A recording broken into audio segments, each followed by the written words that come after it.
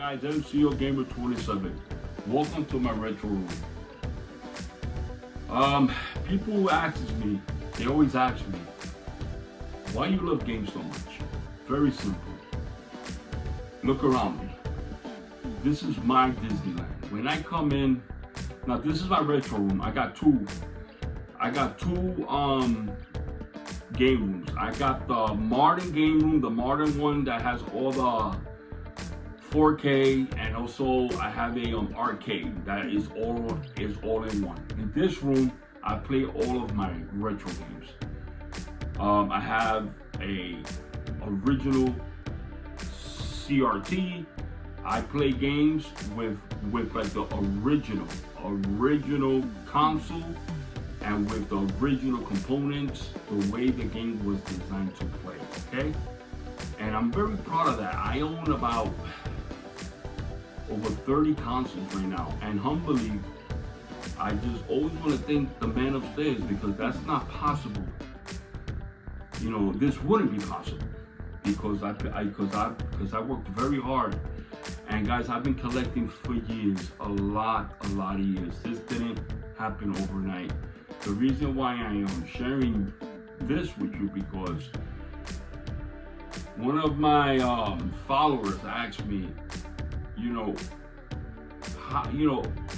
how you start collecting? Well, very easy. You first collect for a console that per se that you was raised with. Like, say if you were a person that loved Sega, so try to buy the original console. That those are not that expensive, about $60 to $70, and you start collecting, and you start remembering all the games that like you used to play as a child, and you start collecting those games. As you start collecting more and more, okay, you start getting into different consoles, because every console has their own games. Not every game was made for like every console, of course.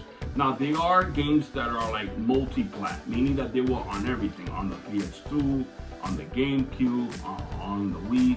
But there's some games are only for that console, and they were only made because those are console sellers. So like that, people because like Luigi's Mansion, you could only play Luigi's Mansion at first on the GameCube. So that was a system seller, Luigi's Mansion, because the only way you could play that game is if you have the GameCube. All right, so basically every console had their own first parties. Okay, once you start collecting for that, now remember guys, when you start collecting, this could get addictive, and you got to be very careful. Make sure if you have a family or that, you take care of your family bills first.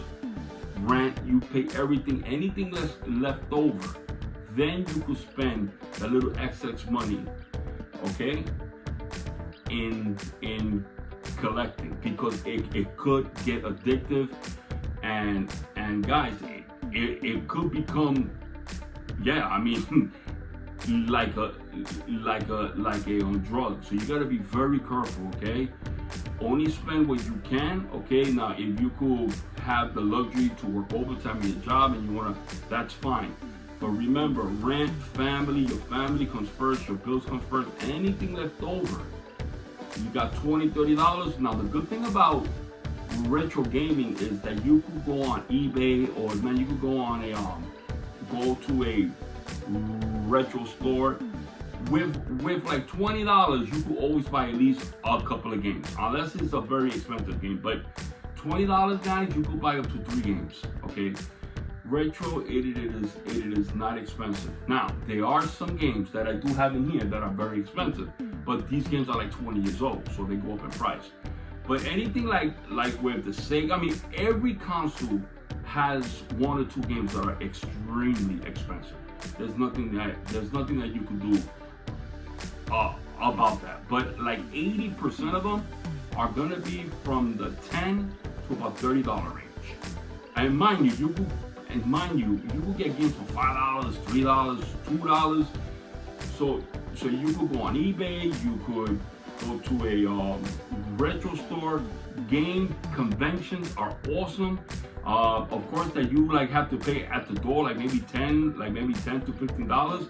But if you want to buy like multiple games, I do recommend game conventions. Okay, gaming conventions, because you could haggle with one guy.